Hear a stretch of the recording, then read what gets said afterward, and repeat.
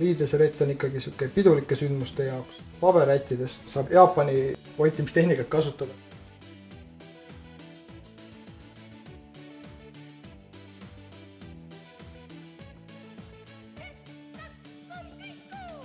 Selline salvrätt, antud juhul küll paberist, aga väga hea.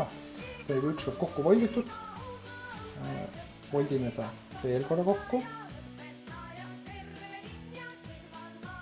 Siis keskkohast voldime niimoodi alla. Nüüd keerame siit tagasi nurgad.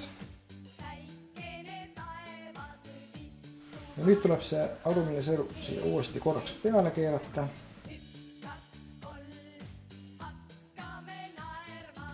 Servad niimoodi üle tõmmata. Siis tuleb lihtsalt kinni võtta, ümber keerata ja siit nurka üles keerata. Nii. Ja kui me nüüd siis kokku keerame, siis saamegi sellise jänesed teha. Kõrvad, võime neid kõrvu sinna natuke painutada, natuke vormi anda. Ja kuna ta ei püsi võib-olla väga hästi, et siis võib siia panna paela ümber või antud juhul on meil siis kollased rõngad olemas.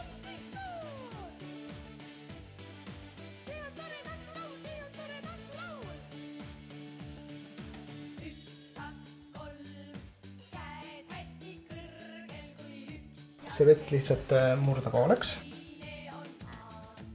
Voltida niimoodi lõõtsaks.